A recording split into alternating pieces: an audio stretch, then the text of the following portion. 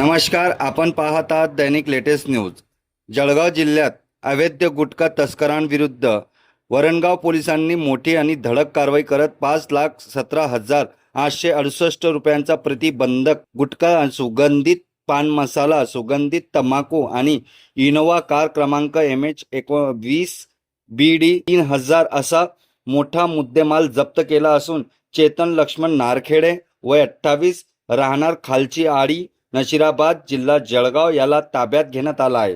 Police अधीक्षक श्रीकांत धिवरे यांच्या आदेशांवरून जिल्ह्यात अवैध धंद्याविरोधात सुरू असलेल्या विशेष मोहिमेदरम्यान वरणगाव पोलीस स्टेशन सहाय्यक पोलीस निरीक्षक अमित कुमार बागोल यांना गोपनीय माहिती मिळाली की नॅशनल हायवे क्रमांक 53 वरील कपिल वस्ती परिसरातून प्रतिबंधक गुटख्याची वाहतूक केली जात आहे। त्यानुसार पोलिसांनी सापळा रचून ही यशस्वी कारवाई केली। या प्रकरणी वरणगाव पोलीस ठाण्यात भारतीय न्याय संहिता आणि अन्न सुरक्षा मानके अधिनियमाच्या विविध कलमान्वये गुन्हा दाखल करण्यात आला आहे।